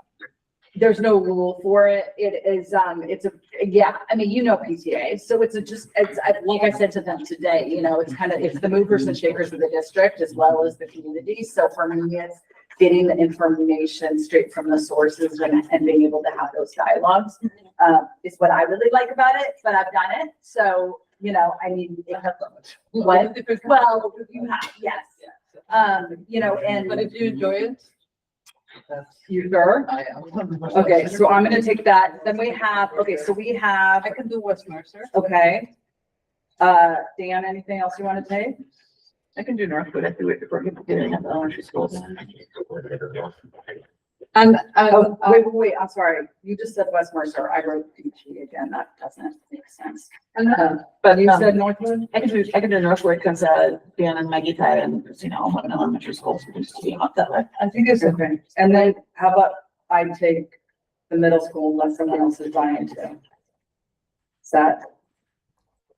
And then STLA, the Seattle Superintendent Teaching and Learning, I think is a great one also. Let me see if it doesn't overlap here. Christina, you're overcommitting yourself. Yes, Christina's not thinking. Okay. Not do anything else. Dan, you want to do STLA also? That's on Wednesday. It's different I Wednesdays. forgot I'm here too. If it doesn't work, that's okay. Sure. I just want to. Yeah? So yes. No. Hello. We can. Still on that trail, but. Yeah. Okay, I have. Dan has Island Park, Maggie Tiley Bridge, Jody Northwood, Christina West Mercer, me at middle school, Jody at high school, me at PTA, Maggie Tiley at PTA DEI, Jody and Christina for advocacy, Dan for community advisor and STLA, and Christina for CF. Okay, yes. Any? Please communicate, anticipated absences and other people can cover, so that's also a way of kind of spreading that out. And I wanted to, 7:18. I mentioned at our last meeting about, possibly talking about if we want to encourage board directors to attend like a school event at a school that they're assigned to. So like bingo night or, some other social event, just as a way of building community and being more present with the, with that. If anyone thinks that's worthwhile, if anyone has any strong opinions, I don't think it needs to be policy. I just think it needs to be whether or not it's something that we want to encourage everyone to do, or if people don't think that's an efficient use of time. As you have heard, I am a community builder, and I think that it is totally worth it. So I feel that the community are not kind of reaching out to us the way that we maybe want to be able to hear the voices of those who are not participating in these committees. And I think they have to see us more as normal humans and interacting with them. So I think there's a plot that at least we try to make at least one event a year and make the principal of each school know that we're available to be there. So in a board capacity, in the sense that they can reach out and get us to know us. And any other feelings? I think it's a great idea. Let's talk to the younger ones again. Go ahead. The younger ones. Nobody has a elementary. I know, I was at the PTA council meeting and I think you a very small percentage of the people in the room recognize everyone, but, okay, so yeah, I mean, we're not talking about changing any policies or mandates or anything like that.